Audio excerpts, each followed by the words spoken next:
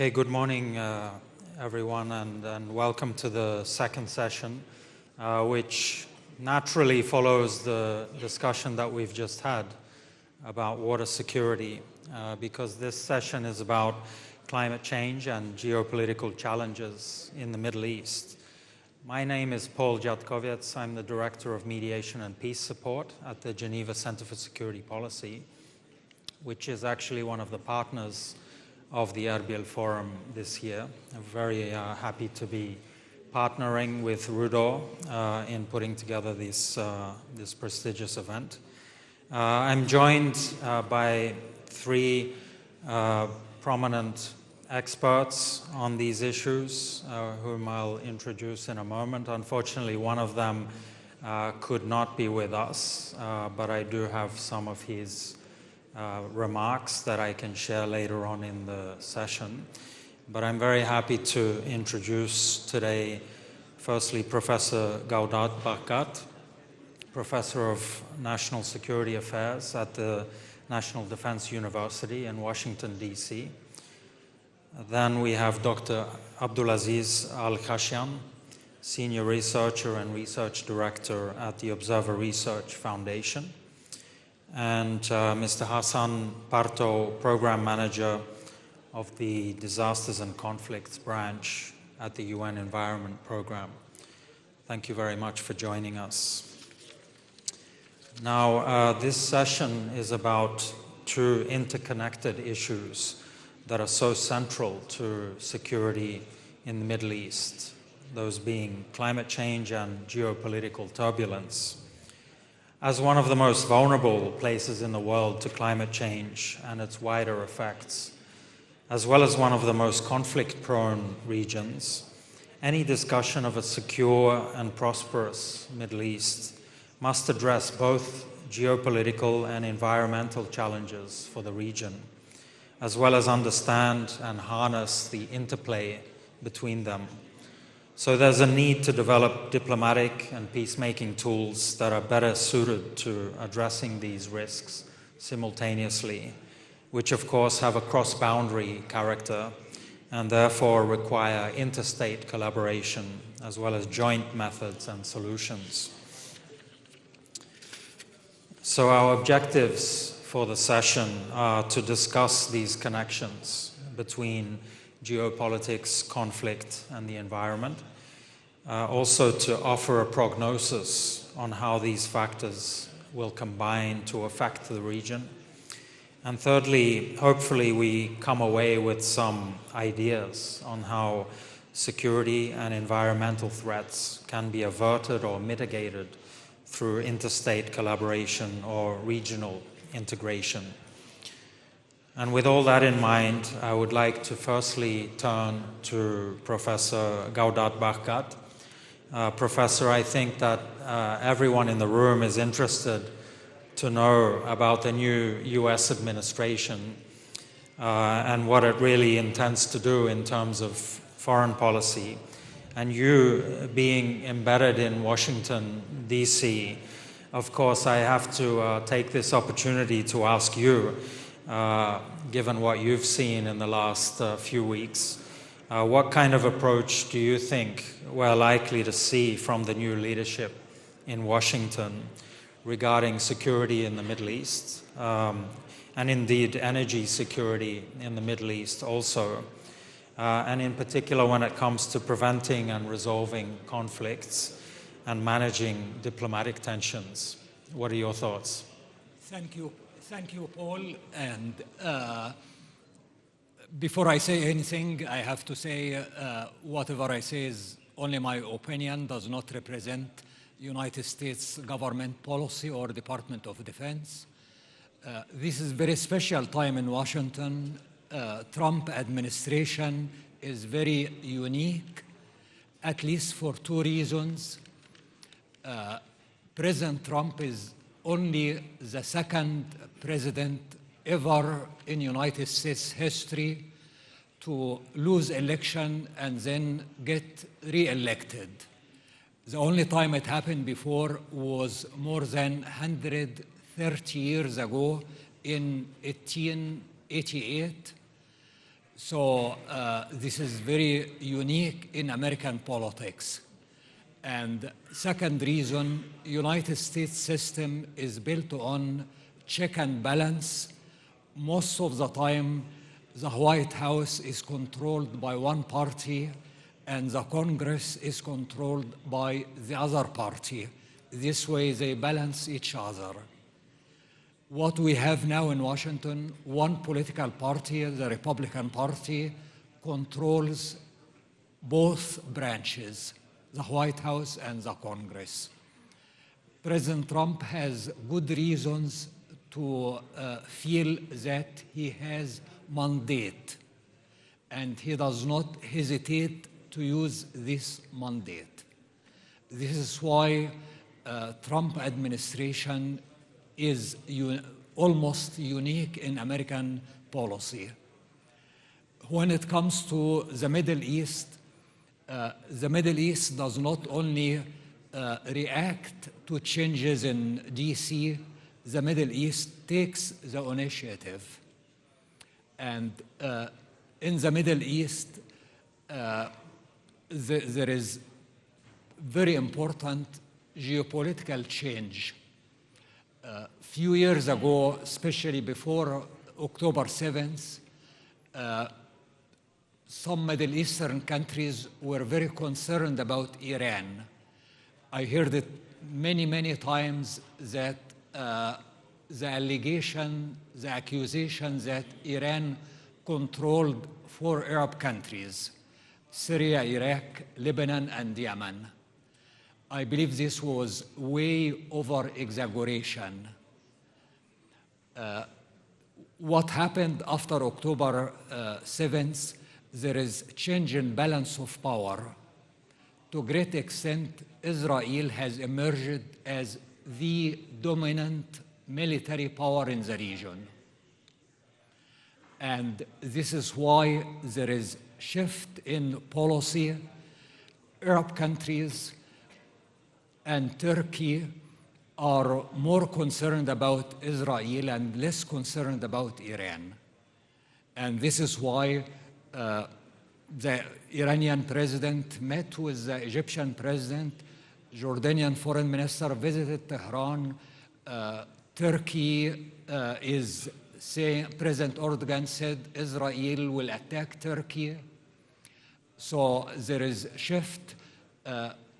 Most regional powers now see the threat from Israel, not from Iran. And what this means for the future of the region, first of all, international policy is never zero-sum game. There is always win-win situations. And second, in the region, Arabs, Turks, Iranians, Israelis, Kurds, and other communities have always lived side by side for thousands of years, and they will always live side by side. They have to learn how to live together. The challenge now, Israel will never live in security unless it is accepted by its neighbors. The Israeli government is the most extremist government in the country's history. Israel will never be able to force its way on its neighbors. There has to be two-state solutions. There has to be political compromise with the Palestinians, with the Arabs. Iran and Turkey are major regional powers. They are accepted by its neighbors. And the way forward, again, is for all the Arabs, Turks, Iranians, Israelis, Kurds, and others to accept each other. United States is major global power, works with other countries, with Russia, with China, As I said, international policy is not a zero-sum game. I'm glad here we have Russians and Chinese, and this is good for peace in the region. Thank you. Thank you so much, Professor, for helping to set the scene a little bit for our discussion. You spoke about the shifting balance of power in the region itself, increasing concern about Israel and perhaps less about Iran than we have been used to in previous years. And from the US, your insight about a new president, well, not a new president, but a returning president with a very powerful position and almost unprecedentedly strong mandate, and as you called it, a special and unique time in Washington. I suppose that means we're not yet quite clear what it all means, but we're all looking forward to seeing how that plays out, particularly in this region. I'll move forward now to Dr. Abdul Aziz Al-Ghashian, who's joined us from Saudi Arabia. So a question about the view from Riyadh. Obviously, Saudi Arabia also plays a very important role in regional security and therefore potentially also environmental security. So what is the strategic vision in Riyadh when it comes to long-term security in the Middle East? And to what extent does that vision take into account the environmental challenges of the region? Yeah, well, firstly, I just want to say thank you very much for inviting me, and thank you to the organizers for facilitating all of this. It's a great pleasure to join you all. So I think just want to add a few words of setting the scene as well. I think when we start looking at the region right now, there are spheres of reconstruction taking place. I think, as very astutely put from the previous speaker, that Gaza is a situation that's still embroiled. A lot of people are pretty unoptimistic that the conflict will happen again. Syria is another sphere that requires reconstruction. Lebanon, and Yemen. When one looks from Riyadh, I think the situation suggests that, goodness gracious, there's going to be a lot of need to reconstruct the region. But also, Saudi Arabia in itself is having its own reconstruction of its own economy. And therefore, this really does ask a lot of stiff questions regarding how can Saudi play a role now, since it's embroiled in its own reconstruction of its economy, trying to be in a more diverse economy. How can this really start to play together? And I think this is now perhaps a time to really think about a new form of diplomacy that's starting to emerge in the region. And this will be reconstruction diplomacy. How can interests, regional interests, that are very necessary for Saudi Arabia make sense for Saudi Arabia in itself? And how can a Saudi Arabia that's also very very prudent with its fiscal spending address these very necessary issues? Because without Saudi Arabia, without a stable region, Saudi Arabia in itself cannot really achieve these very lofty goals that it sets itself for achieving. So therefore, it really asks a lot of questions. And one of these questions is how can perhaps the private sector play a role in addressing these issues? How can there be a regional vision and a regional framework that addresses aspects of reconstruction? And perhaps the principle, the guiding principle here is more integration. I think the fact of trying to integrate the region with itself more, trying to find mechanisms that facilitate more collaboration and cooperation is a sustainable way moving forward. This is, in my opinion, I think one way that could be sustainable, that could address the security concerns, because right now, without addressing these issues and without addressing these security concerns in the broad sense, we're inevitably going to have spillover effects. And these spillover effects is just going to create more and more cyclical conflicts time and again. And I think for Saudi and even others in the GCC, this is just unsustainable any longer. Right now, there's a desire to have this regional agency. And this means also addressing things of geopolitics. This means addressing things in economy, but this also, all these things can no longer be separated any longer from each other. They're all very interconnected, very much befitting with where the trajectory of the region is going, which is basically interconnectivity. And therefore, spillover effects in itself is inevitable. But perhaps the principle of spillover effects is also the tool moving forward, that creating space for cooperation is the way moving forward, and having an environmental issues or economic issues, or having industrializing the environmental issues in itself, and creating more jobs and creating more opportunities is something that will keep not only addressing the security issues, but it will keep the main stakeholders interested. This is again we're talking a great deal here about the necessity of the right discourse moving forward, and how can we have these key stakeholders, be it Saudi Arabia, be it Europe, or be it the new Trump administration, incentivized and attached.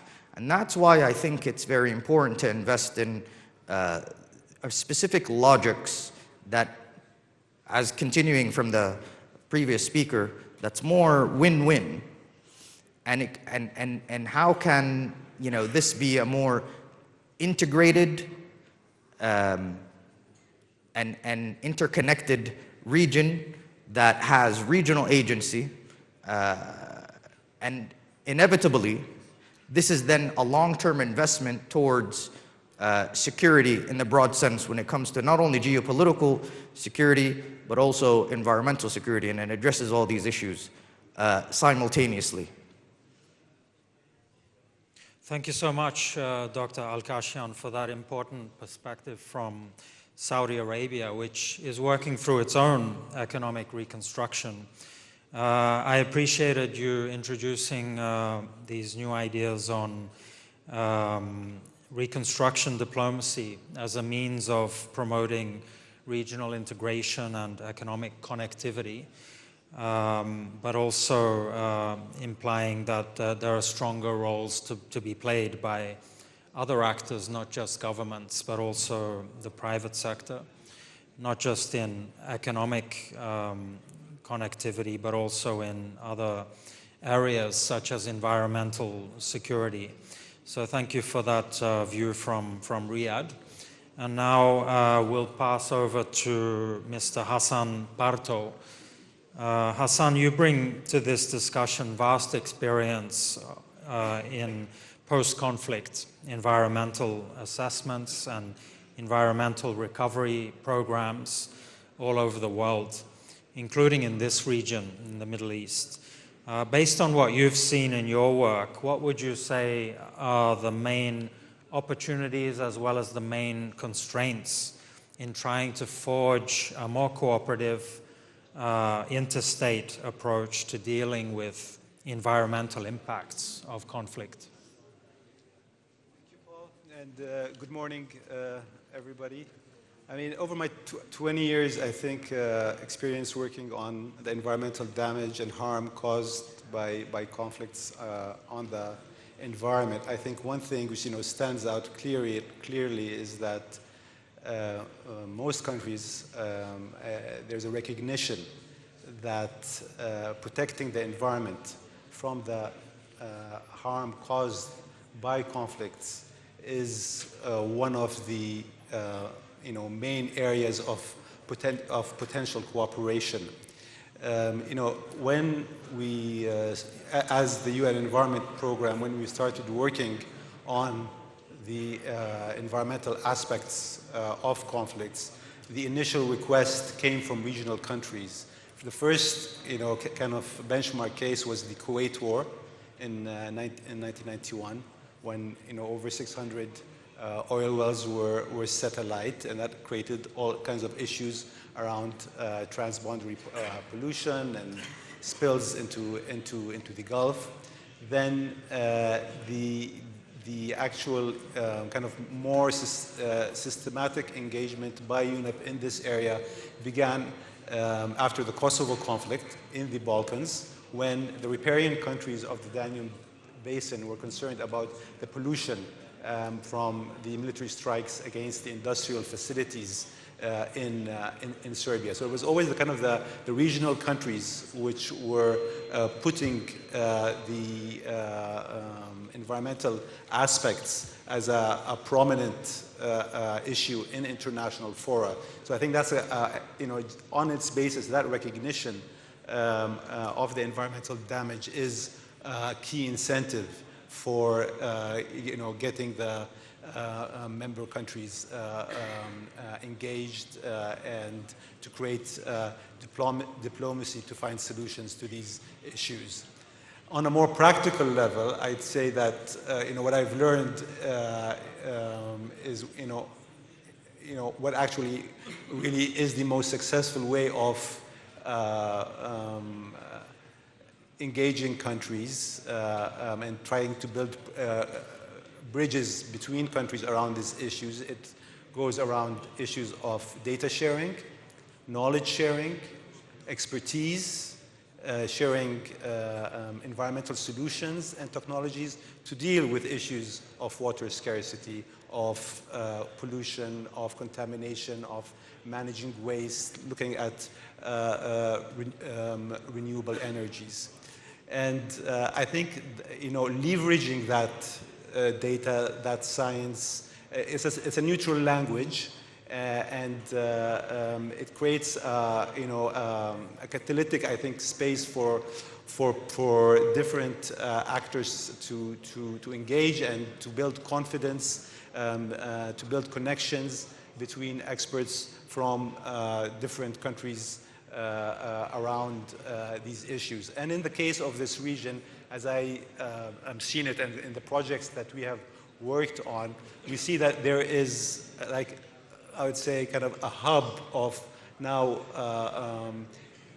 of environmental knowledge, of state-of-the-art technologies around the environment, around, for example, renewables and desalination in the Gulf region, in places like Saudi Arabia, the United Arab Emirates, and they've taken that narrative quite strongly. There's a lot of initiatives, for example, now that are taking place by Saudi Arabia about the Green Middle East initiative, with planting of around 50 billion trees, a much more greener vision for the region. And I think leveraging the financial and expertise that is available in the Gulf, which includes many of the people who have, coming from the Mashriq region, who have moved over, from places like Sudan, from Egypt, from Iraq, and are living in the Gulf. I think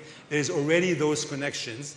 And one big advantage of this cooperation is in the Arabic language.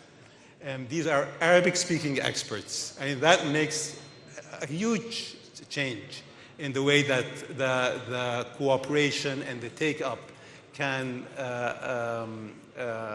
build and progress. You know, if you bring experts, and now, for example, in places like Iraq, who have, you know, come from several conflicts, they have also built their expertise, and they can share that expertise in the reconstruction. For example, in places as he just mentioned, in Gaza, in Syria, and in other places. I'll give you one specific example. You know, because a lot of the conflicts now are in urban areas, like in Gaza, we have huge amounts of debris and rubble that is being created, around 50 billion tons of rubble. Iraq faced the same issue, around 55 billion tons of rubble, also created from the ISIL conflict. Now there's a lot of expertise around recycling that rubble, around reusing the applications to use that rubble in the reconstruction itself. So I very much agree that these, you know, there's all these various solutions and technologies that are available could, you know, help foster the reconstruction diplomacy that, you know, was just spoken about. And there's all kinds of scalable business models and, you know, public-private partnerships that can help foster this. In terms of the constraints, I'd say, from what I find is the red tape. There's a huge amount of red tape. You know, there's layers of bureaucratic complexity that you know, slows down responses. It creates a lot of barriers between countries, and just, you know, simple issues like visa clearances. How do you deploy experts from within the region to actually share that experience and share that expertise? If I look at other countries like in the EU, they have standby capacities of rosters of experts.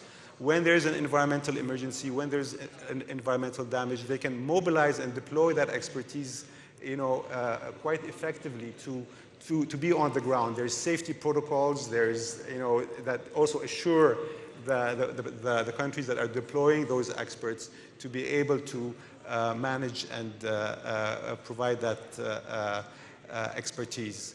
And then maybe another important constraint is that there are some void spaces on the map. There's areas where we don't have states. We have, or maybe not like recognized authorities as such, but there are environmental issues, and there are environmental issues that are happening in those places which are across border. We talked about northeastern Syria, for example, as one location, but also in places like in Sudan. Also, we have non-state actors, and looking at ways to engage with those also in Yemen and with the de facto authorities as well will be important to resolve. Thank you so much, Hassan, Partow, for these important reflections, and particularly for reminding us that post-conflict scenarios are not only grave challenges, but also opportunities for promoting regional cooperation, and that there are many areas for win-win cooperation, including data sharing, technical exchange, that can actually help build confidence between countries.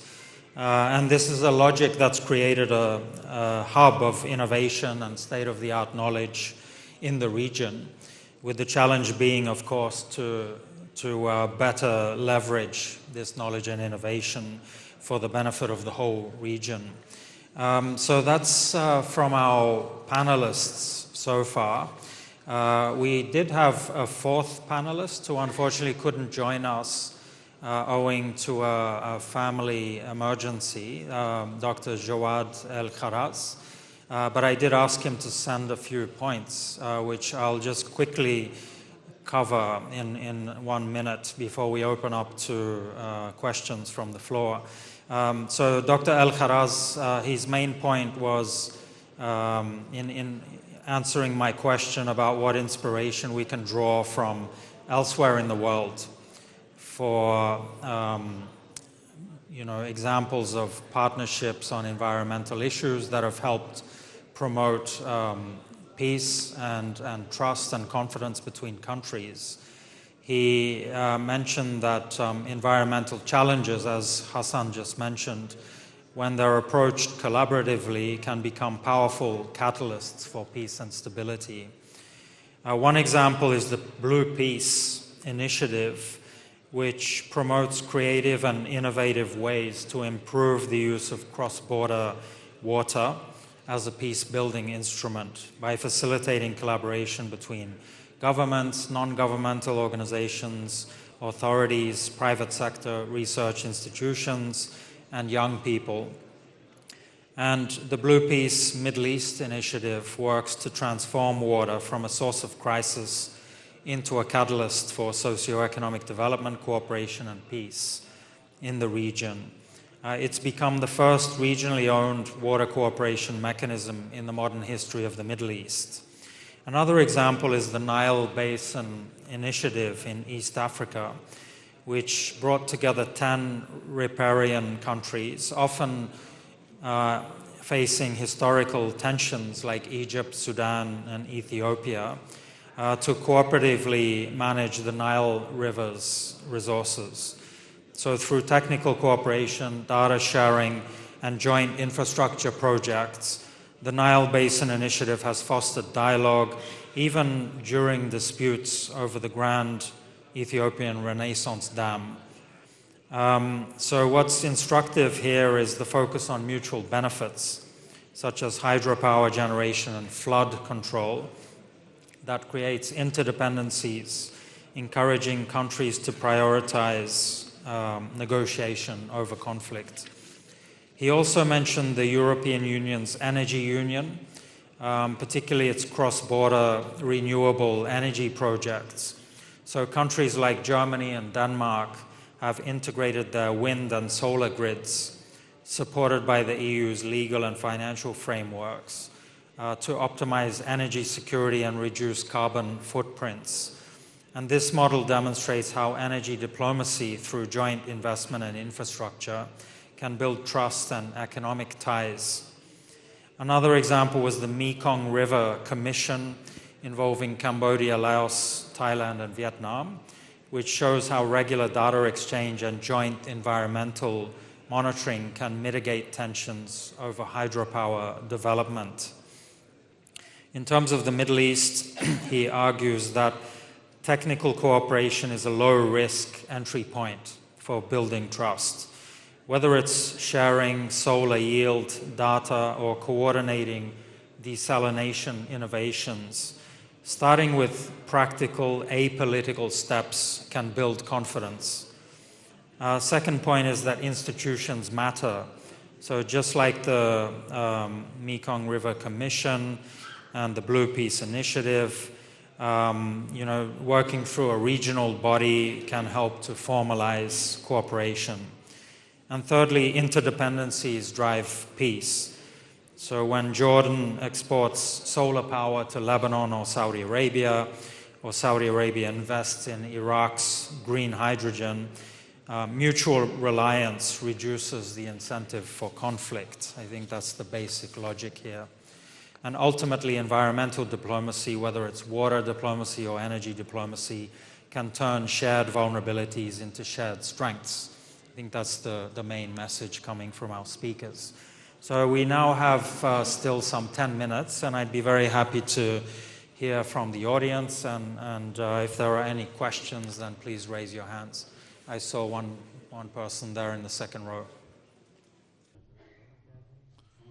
You talked about a very general concern about dealing the two-state solution. Are you sure that after Trump's administration, the two-state solution,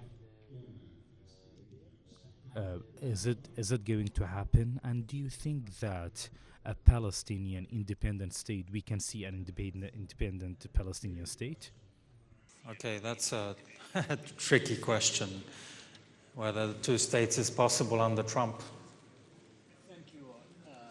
2 points about President Trump's policy. One, he is very transactional. it is probably a shift, like my colleagues mentioned, from geopolitics to geoeconomy. President Trump said he will visit Saudi Arabia if Saudi Arabia invests $600 billion. So it's all about economics, about money. I believe there is room for optimism, not only about two-state solution, but also about deal with Iran, between United States and Iran. Iran is very rich in oil and gas, and United States is interested in oil and gas. The bottom line for Iran, no regime change, and Iran has many times said we are not interested in building nuclear weapons. Iran has been very consistent that nuclear weapons are not part of Iran's defense doctrine. So I see there is room for a deal. President Trump wants to win Nobel Peace Prize, and deal with Iran will take him there. The other point about President Trump, he is very unpredictable and very untraditional. The first American president to make his first foreign trip to Saudi Arabia in his first term. So I would not rule out a deal between Iran and the United States. Two-state solution is less likely. Last night, President Trump issued a new videotape generated by AI showing him and Prime Minister Netanyahu enjoying the beach in Gaza. So I doubt very much that there will be a two-state solution, and I hope I am wrong. Thank you. Dr. Al-Ghashian, you wanted to add? I just want to add a few words about this. Is that as much as it seems unlikely, we have no other option. This is the reality. And when it comes to my own work, my work really focuses on Saudi policy towards Israel. This is what my research has been about for the past 13 years. And in the past few years, it's been how to leverage Saudi Arabia into, and the potential of Saudi-Israeli normalization to a peace process. So I have a great deal of interlocutors in Israel. And we talk about this idea, and then we say, well, is it worth it to talk about a one-state reality? There is no one-state solution. Therefore, there is no one-state solution.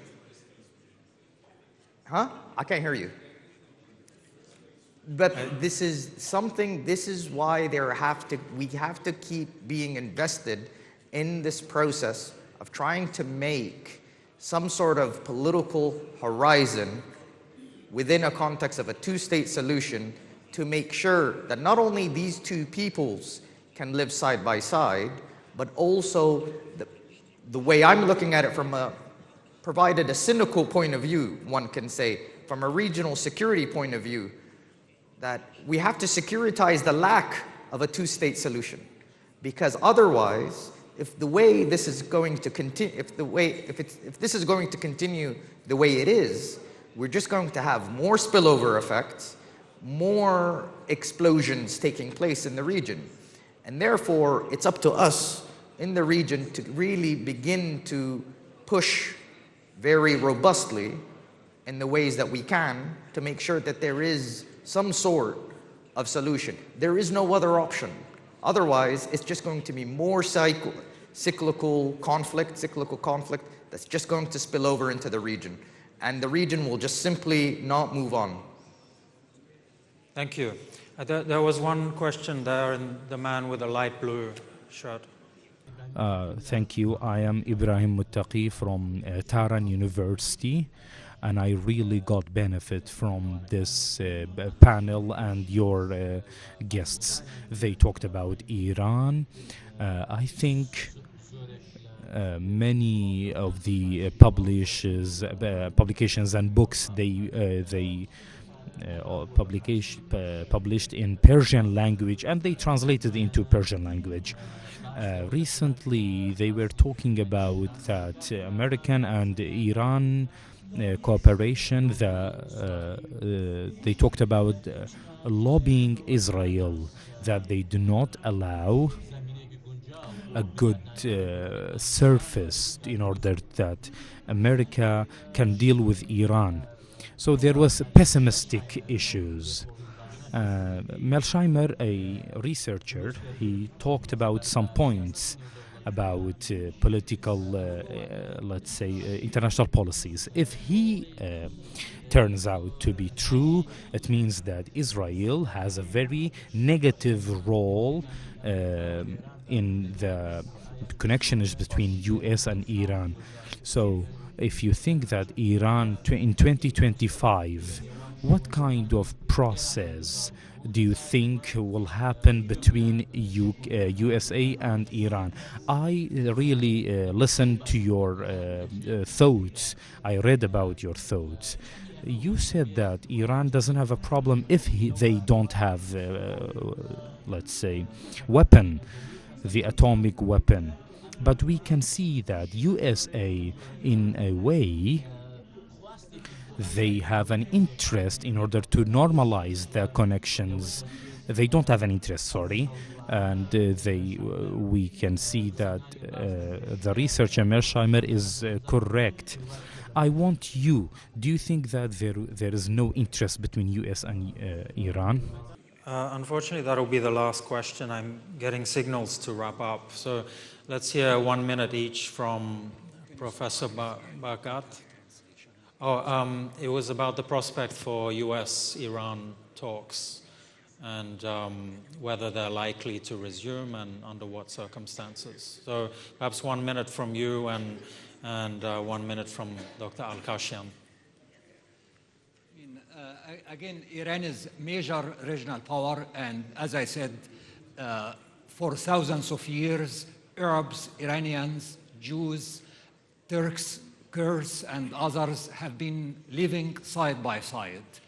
And at the end of the day, there is no any scenario under which nuclear weapons can be used. As you all know, nuclear weapons were used only once, 1945. In the Middle East, people live side by side. In Israel, the Palestinians and Israelis share the land together. Iran is not investing in nuclear weapons. Iran is investing in drones, missiles, and Iran is very transparent about it. And Iran does not accept, and I believe it is true, that there are proxies. Iraq is an independent country. Iraq has never been dominated by Iran or by any other country. Same thing about Syria, about Lebanon, and about Yemen. So there is room for a nuclear deal. As I said, Iran does not want to make nuclear weapons. And Iran is willing to verify this and make deal with United States. And I would not rule out Trump administration negotiating like we did before with help from Oman. Thank you. Thank you. Dr. Al-Ghashian, 1 minute. I'll just say this. I think I would agree with your assessment regarding that there are some actors and some forces that would want to see more conflict between the United States and Iran. I think Netanyahu is someone who has been very pleased to hear some of this very hot air and bombastic rhetoric coming out. And I think he's trying to drag the United States gradually into the sphere of and leverage the United States into attacking Iranian nuclear facilities. Now, this is a pull and a push, in my opinion, regarding the United States, whether, because there are these aspects, or there are this intention of trying to deter Iran, but also to negotiate with them. So here, my point is, is that unfortunately there are people who are politically invested in conflict. And this is unfortunately the region right now that we see. There are people that are just constantly want to see more conflict take place between Iran, United States, between Iran and Israel, between the Gulf states and between Iran. I think the rapprochement between the GCC states and Iran acts actually as a security bedrock right now. I think the fact that that is now a foundation that could be built upon more, because right now there is, in my opinion, I'll just say this, there is a transitioning of the relationship and that GCC-Iran relationship from becoming something that's more exogenous, dependent on the whims of the United States, dependent on the whims of others or who in the United States or in the offices, to something more intrinsic. And I think there is a real quest right now that the GCC and Iran are beginning to try to seek security common grounds. And there's a lot of common grounds, but trying to seek genuine security common grounds that speak to each other's insecurities in the region. This is really the quest that we find ourselves in. And I think the longer that continues, that process, we're still not there, the more other powers in the world will find that as a foundation to develop with both, or to work with both the GCC and with Iran. Thank you so much. Thank you to the panelists. Thank you to the audience for a very engrossing discussion. And we hope to continue in the corridors over coffee. And thank you for joining us. That was a great contribution, and we hope to engage with you throughout the conference. All the best. Thank you. Thank you very much.